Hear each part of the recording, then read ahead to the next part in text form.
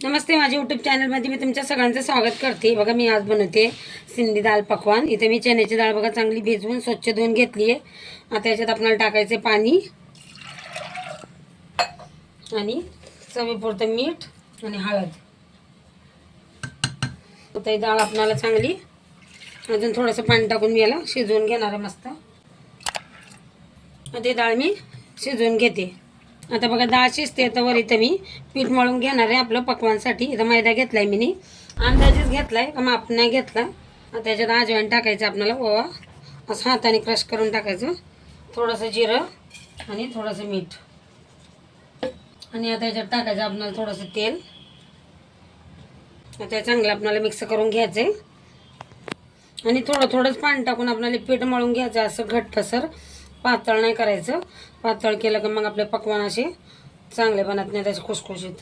हे बघा सगळं मिक्स करून घेतलं मी चांगलं। आता याच्यात थोडं थोडं पाणी टाकून आपल्याला पीठ मळून घ्यायचं आहे, घट्टसर जाडसरच पीठ मळून घ्यायचं आपल्याला। मी चांगलं असं पीठ मळून घेतलं घट्टसर। आता याला मी 10-15 मिनिटं असं झाकून ठेवते। बघा डाळ पण मस्त शिजली अशी। हे बघा आता याला मी घटून घेते जरासं हलकंसं आणि याच्यात अजून थोडंसं पाणी टाकून मी याला हे कुकरमध्ये असं शिजवून घेणार आहे, बस 3-4 मिनिटं पाणी टाकून। हे बघा आता याच्यात पाणी टाकलंय मी। आता याला मी थोडंसं अजून 3-4 मिनिटं शिजवून घेते। हे बघा पीठ पण असं मस्त आपलं भिजलं। त्याला थोडा हाताने मळून घेते चांगलं अजून। आता लिंबूच्या साईजचे आपल्याला याचे गोळे बनवायचे आहेत। आमच्या घरात सगळ्यांना पकवान आवडतं म्हणून मी जास्त बनवते। हे बघा असं लिंबूच्या साईजचे पण बनवून घेऊ। हे बघा सगळं बनवून घेतलेत मी गोळे। आता यांना आपण लाटून घेऊ, पातळ लाटून घ्यायचं आहे। हे बघा आपलं पीठ काय लावत नाही मी, आपलं चांगलं आपल्याला जसं लहान मोठं पाहिजे पकवान तसं याला लाटून घ्यायचं। हे बघा असं लाटून घेतलं मी, जास्त मोठं नाही केलं पकवान। आता इथे मी चमचा घेतला असं काट्याचा, याच्याने आपल्याला याला असं होल करून घ्यायचं म्हणजे फुगणार नाही पकवान। हे बघा असं करून घेतलं मी याला। आता काढून घेते याला। दुसरं बी सगळं मी आता असेच बनवून घेते। पहिले मी सगळे बनवून घेते आणि मग तळते। इथं बघा मी तेल गरम करायला ठेवलंय। याच्यात आता थोडंसं पिठाचा गोळा टाकून बघते। हे बघा तेल पण आपलं मस्त गरम झालंय, ते काढून घेते बाहेर। इथं बघा आता इथं पकवान मी असं तळून घेते। चांगला तळायचा आपल्याला, कलर असतो।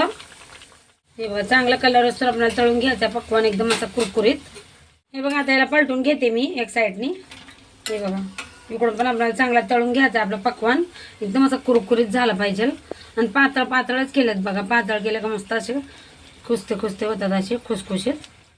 हे बघा मस्त आपलं तळून झालंय बघा पकवान, कलर पण मस्त आलाय बघा। आता काढून घेते आणि बाकीचे सगळे मी असे तळून घेणार आहे। हे बघा डाळ मी असं काढून घेतली भांड्यामध्ये। आता आपण याला फोडणी द्यायची। बघा इथं तेल काढून घेतलंय मी। इथं बघा आता तेल गरम करून घेते मी। आता याच्यामध्ये मला टाकायचं जिरं। जिरं असं चांगलं आपल्याला तडतडून घ्यायचं आहे। हे बघा इथे जिरं मी असं चांगलं तडतडून घेतलं। इथे आता लाल मिरची घेतली आहे। आता आपण हे डाळीवर टाकून घेऊ फोडणी।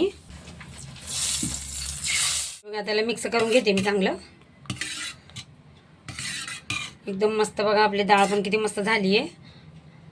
इथं बघा आता याच्यावर मी हिरवी चटणी बनवून घेतली, ते टाकून घेते। आणि इथं बघा आता मी चिंचेची पण अशी आंबट गोड चटणी बनवून घेतली आहे, ती पण टाकायची याच्यावर। इथं बघा आता बारीक कांदा चिरून घेतलाय, कांदा पण टाकायचा आपल्याला। आणि बारीक चिरून घेतले टमाटर पण टाकायचे। आता याच्यावर बघा मी 2 मिरच्या अशा या शिजवून घेतल्यात मीठ आणि हळदीमध्ये, त्या पण टाकल्या याच्यावर। बारीक चिरलेला कोथिंबीर तयार आहे बघा आपलं मस्त एकदम दाल पकवान। व्हिडिओ आवडला तर एक लाईक जरूर करा, चॅनलला पण सबस्क्राईब करत जावा।